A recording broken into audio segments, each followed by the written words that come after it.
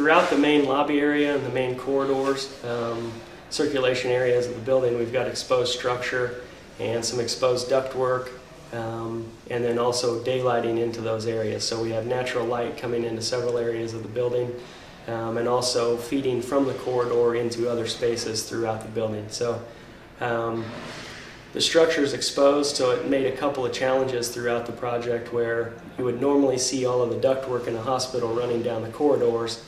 In this building, we weren't able to do that, so we had to run the ductwork back up over the patient rooms and coordinate all of the space requirements there to make sure that everything fit.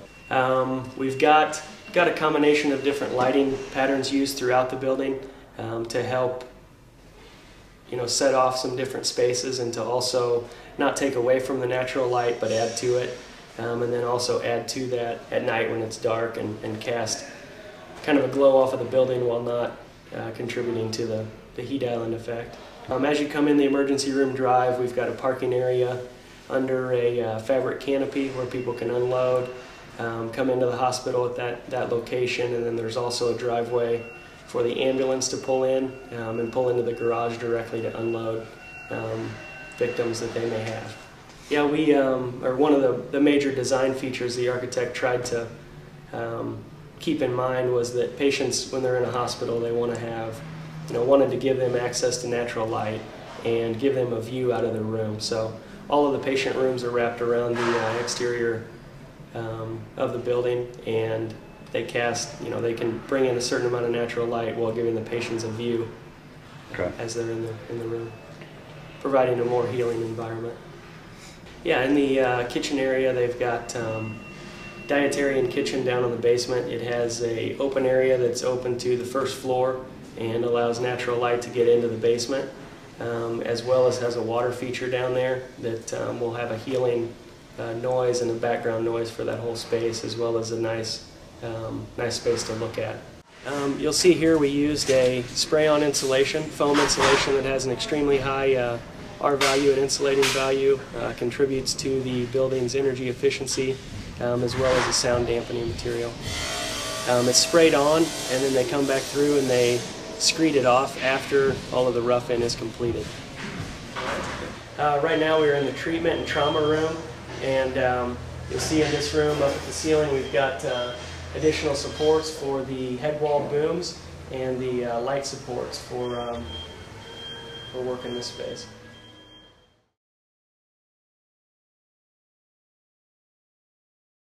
One of the challenges we had on this project were we have areas in the corridors where we're utilizing natural light to light the corridors. We have exposed structure, and we had to pull the ductwork out of those spaces. All of the ductwork, piping, med gas piping, and electrical had to be pushed into smaller spaces, and everything had to be coordinated appropriately. So we utilized BIM to make sure that that took place during the design process and throughout construction to make sure that everything fit and crossed in the proper locations. With the history of this town, it was obviously important to have an area that they could go whenever a tornado hit or a safe location for storms. So right now we're standing in the FEMA shelter. It's got FEMA doors on each end, and then it's got an additional escape door behind me here. All of the HVAC equipment is isolated to this room, and we have an isolated power source for this room as well. The walls are all reinforced concrete, as well as the floor above us, or the ceiling of this room. We've got heavy-duty beams in this area, as well as a thicker reinforced slab. This is the highly efficient magnetic chiller they selected for the project for several reasons. The high efficiency, much less maintenance required, and it is extremely quiet. You can also see the templifier in the soundproof room, and it is used to heat the facility and supplement the usage of the boilers. We've got a rainwater collection system where the rainwater is collected in tanks buried underground outside. Comes through the wall back here, through this gray pipe, cycles through the wall, and comes through the pump system, pumps 1, 2, and 3. It's got a filtration system right here, and then all of the yellow piping that you see is routed up through a valve, and then it is used throughout the building to flush the toilets throughout the facility. There's an automatic valve up here, so if they run out of rainwater, it switches over to domestic, and they're able to utilize that. All right, the purple piping goes outside to the cooling towers. It's treated through the Dolphin system, which is a system that charges the water that comes through that controller and allows them to not use chemical treatment inside for that specific water. Also comes through and down to the Lakos filtration system as well before it is routed back over and utilized in the chillers. I think our staff has hung in there, but we've also had lots of help from other people. We're a leased facility with Great Plains Health Alliance. Without their expertise, we wouldn't have known how to access some of the people that we did. The government's been very instrumental in our rebuilding. They were willing to look at rules and regs and not just bend, I don't want to say bend the rules, but able to let us function under those rules.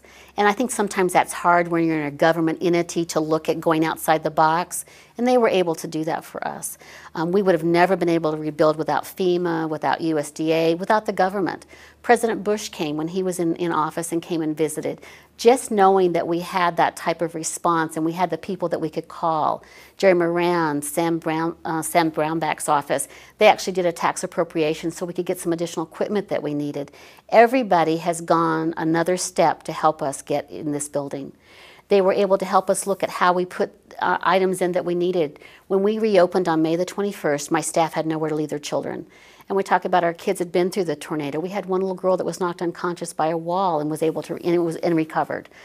But where do you leave your children when it's stormy outside? Your house has been destroyed, your town's been, they were terrified. My staff were terrified. We got a hold of the state and they worked very quickly to open a daycare for us.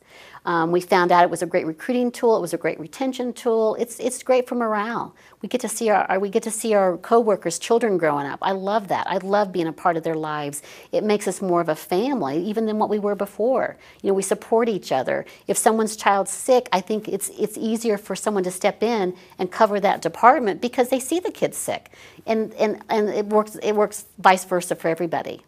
Again, the states has stepped in. They've helped us build the daycare to their specifications. We've passed that inspection. This hospital is just a conglomerate. It's a combination of many people's efforts. It's many people stepping forward and helping us and going outside the box.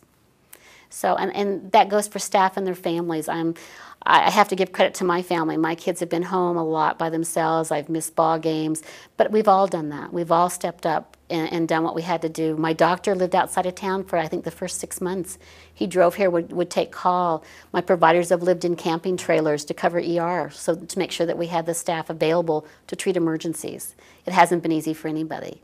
So I think a lot of credit goes to our families, too, being willing to stick in there with us.